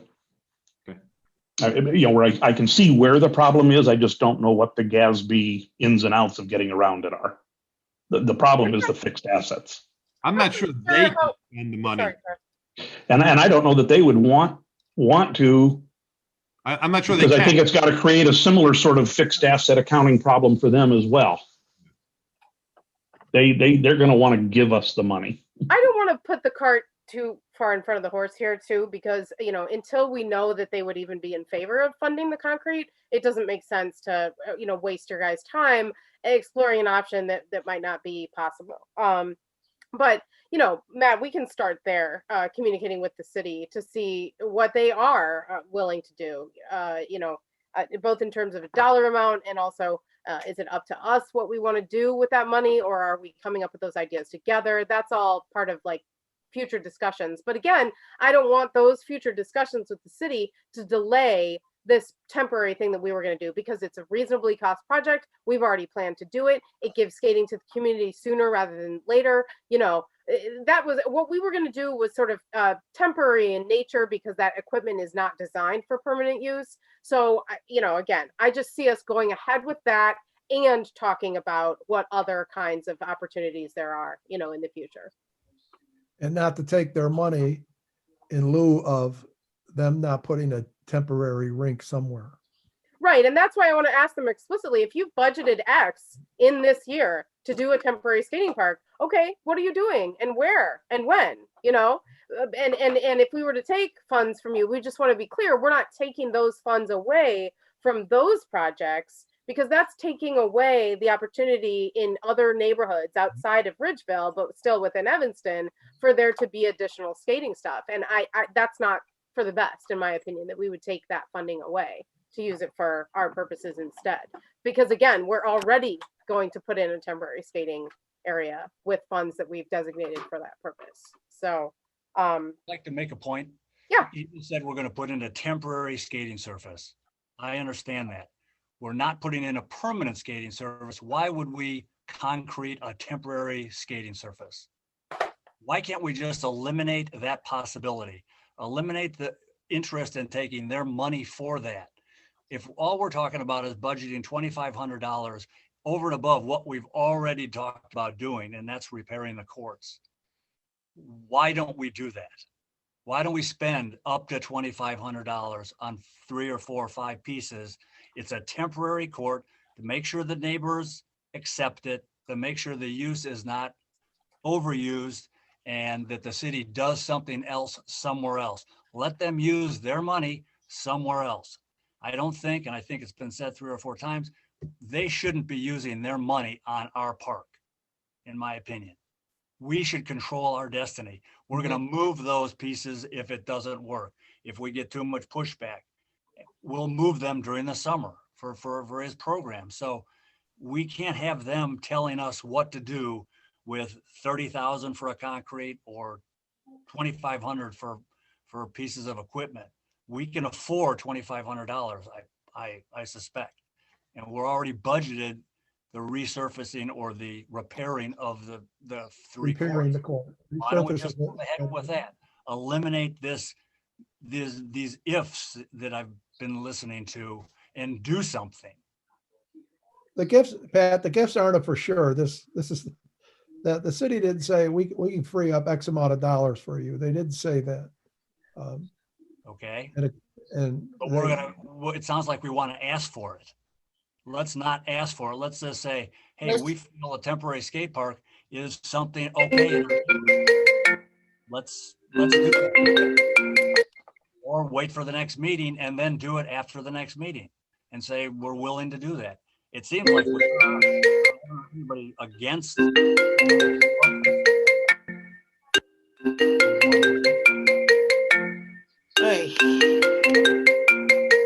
Sorry, I can't. It'll stop in a Wait a second. minute,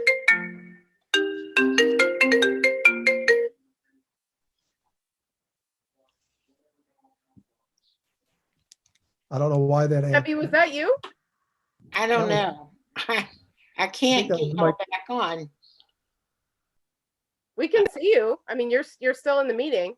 Oh, okay, good. Pat, were you still talking, Pat? I'm sorry. Nope, I'm done.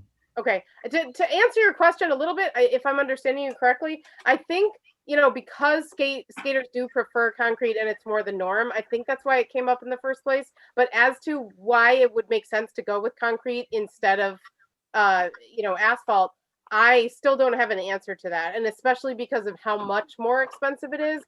That's why I was saying in the beginning that I don't see the justification for concrete, certainly not immediately and possibly not ever.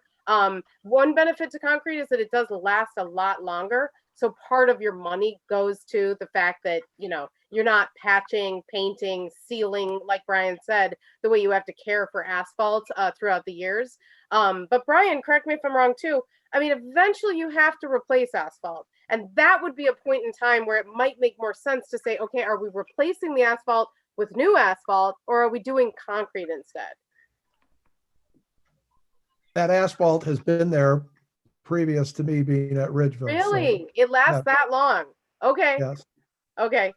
All of our courts have been there previous to me. So that's a long time. I don't know when they went in. So if you were going to replace them, it was a basketball court, we'd go with the latest surface. I don't think that's concrete. And if you're going to go with skating, you'd go with the latest surface. That would be concrete.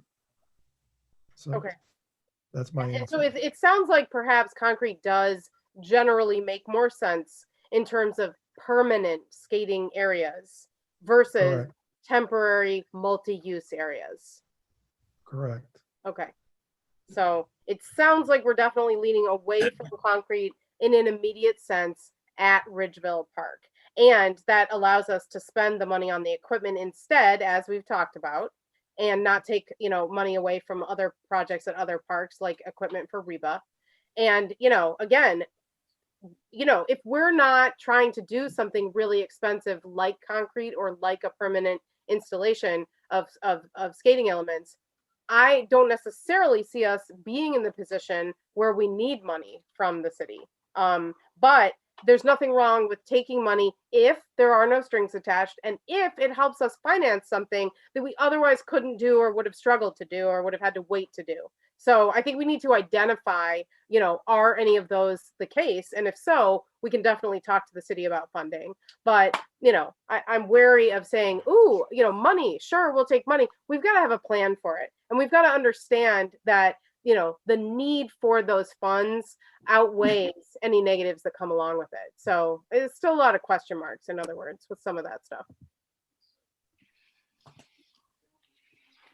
Brian, I saw that you put in our packet the some of those examples of equipment. Do you want to talk about those at all? You had written the weights down.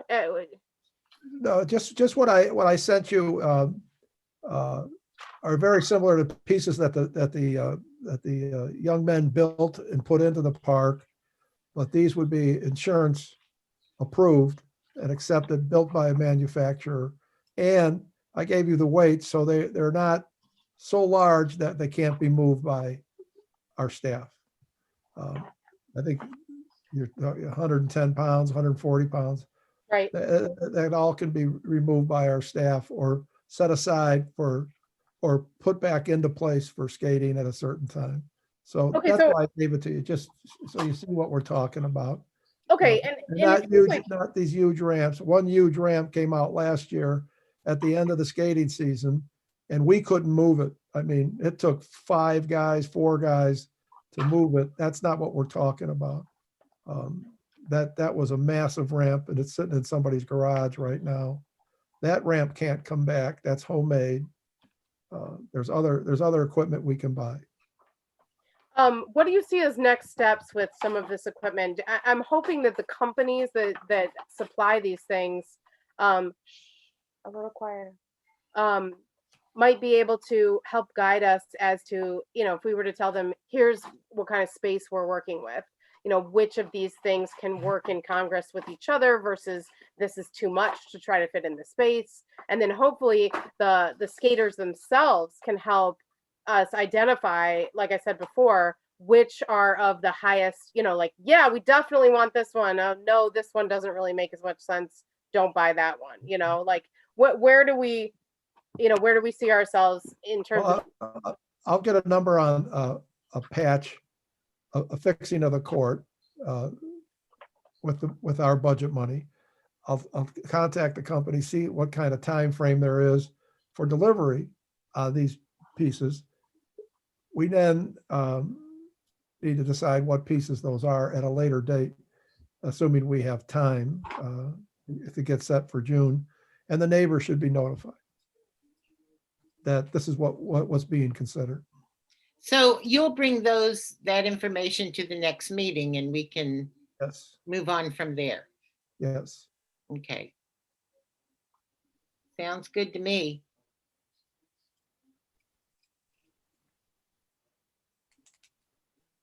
Yeah, that sounds good, Brian. It sounds like you'll have kind of a lot of answers for us then about the skating equipment and the patching situation.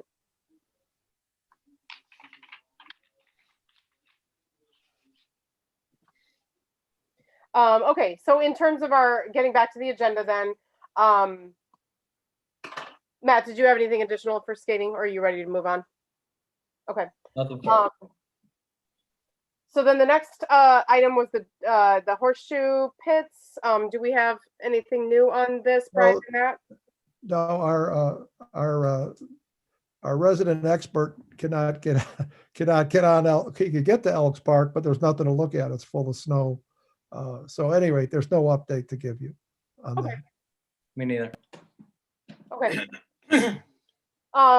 So as I see it, there's actually no new business on the agenda. But we do have some executive sessions to go into after that. So we're already at call of the commissioners. And we'll go alphabetically as usual. So Commissioner Braun? No, nothing. Okay, Commissioner Coyne? Yes, just a shout out to our educators and all the staff that work in education. It's been a very tough COVID season for a lot of the educators. Here at District 65, staff just went back to their buildings yesterday and today.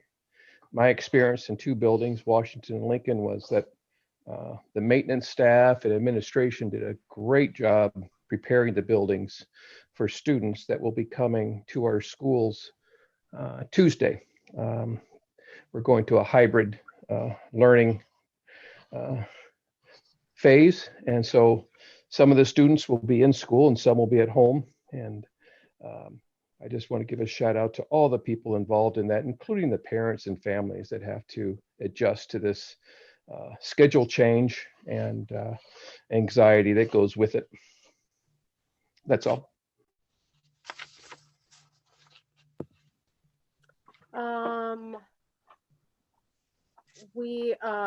Let's see, who is next? Me? Yes. I don't have anything to say at the moment. So then it would go to McCourt. Did you have anything? No. Okay. No. And then Commissioner Mitchell? Thank you. I wanted to say thank you to Brian and Kevin and Marcos and Ruben. My family uses the ice rink quite a bit. It's been great for us. Great to be outside with grandparents. Great to see, friends and neighbors and my kids' classmates in a safe place outside during the winter. We don't get a lot of that. By all accounts from the people that are over there, it's the best ice in town. And you can really tell that everybody at Ridgeville that's working on it just does a great job. And then finally, Natalie, thank you. I recognize all the hard work you're doing for the upcoming summer. It's not easy, and I appreciate you. Thanks. Hey, Matt, I'll pass it along to the crew. Thank you. Thank you. Okay, so then we have an executive session to go into. So we actually adjourn the meeting first, or we adjourn after? You adjourn after. Okay. You move to go into executive session, but I just quickly wanted to say, because we have 2 Zoom accounts, I don't have to shut this down. So your executive session is set up with our other Zoom account, so you can go right into it. And I'll leave this open and you'll be able to come right back. Oh, I see what you mean. And actually, I'm sorry, I forgot about the second citizen comment section. So just before we go into executive session, we are in citizen comment. If anyone would like to say anything. Okay. I'll make All a right. motion to go into executive session. I'll second. And Julie, do you mind roll calling that vote?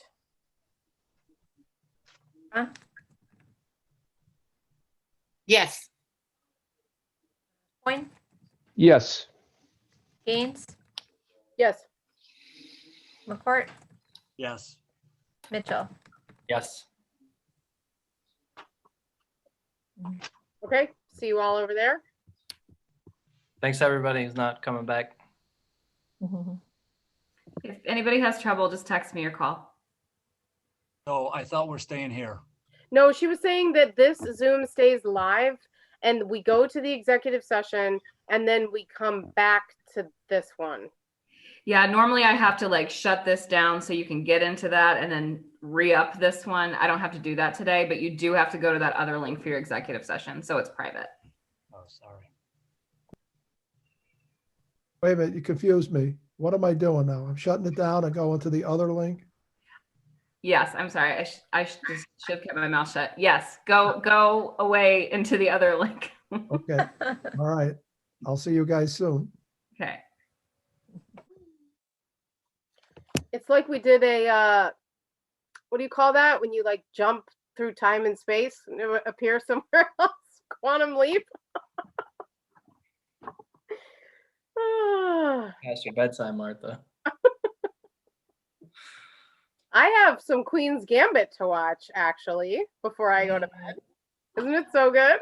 A good one. Okay, Debbie, we're still waiting on. There she is. Want to say hi? Sorry. Not even Sarah's bedtime yet. What?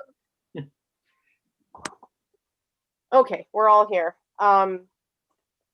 So I'll make a motion to I don't know the exact wording here, to give Brian a raise from 88,641 to 90,857. Second, this is Coin. And Julie, if you would roll call the vote, please. Ron, Yes. Coin, Yes. Gaines, Yes. McCourt, Yes. and Mitchell. Yes. And then Pat, were you saying that you just record in the minutes of executive session that we approved the executive session minutes? Okay. No, we're not approving the minutes. Oh yeah, I'm sorry. Yeah, what we did before, yes. Yeah. We passed, yeah. Okay. Of three Not various approving- meetings. We're not approving these minutes yet, though. This will be done in another meeting. No, yeah, I was just making sure that we accounted somewhere for the approval of the executive session minutes that took place in executive session. Yes. Okay. Yes. Okay. This is retroactive to some date. I have to look it up. It's somewhere else in here. So that's, I have to add that to the motion, just so we know it's retroactive to whenever his anniversary is, but I'm not looking at it right now, No. so I'll take care of that. Oh, okay. This annual review is late, you're saying? I don't know. Let's see. Yeah, it's a retroactive to 11/14/2020. Okay, so that's actually relevant for payroll, right? Because it needs to be accounted for. So He knows, retroactive. Sorry. he knows that, but it's good. I think it's good to have it in the motion too. I mean, in the motion. Yeah. Yeah, and I'll just make sure that, that's communicated, even though he knows, because I think it is the duty of one of us to convey that information and make sure that that's communicated. So retroactive to, I'm sorry, what was the date? November 14th, 2020. Okay. Okay, great. Okay, so you'll communicate with Brian. I'll give him a call tomorrow. So I think we are all done. If somebody wants to move to adjourn. Mitchell moves So to moved. adjourn. Oh, go ahead. I think Mitchell got there first. You want a second? Yep, I'll Cory? second. Yep. Okay. Hold on. Mhm. Did you need a separate motion for approving all those executive minutes? Well, that's what I was trying to ask about, but I think we did approve them in executive session. Okay. Executive session. I just shouldn't note all of Okay, March we- 14th, July 9th. Okay, I'll make another motion. Okay. To approve the minutes for, you know what they are. Yeah. Second, January- this is Coin. Okay, Okay. Okay, do you want to roll call the vote for approving those minutes? It's just weird. We're like approving them twice. I don't know if we're supposed to do it that way. yeah, but it's okay. I'll just do it for the second time. You know, it's Okay. out of the executive session, so that's the way it should be done, so. All right. So roll call vote with Braun, Yes. Coin, Yes. Gaines, Yes. McCourt, Yes. and Mitchell. Yes. Okay, and then we were back to the motion of adjourning, which got a second. Got a second from Dan. So So yeah, if you wanna roll call that vote for us too, Julie, that would be great. sorry, who seconded that? Coin. Coin. Okay, great. Braun, Yes. Coin, Yes. Gaines, Yes. McCourt, Yes. Mitchell. Yes. Okay. Thank you, guys. All right, good night, everybody. Good night. Very much. Good night.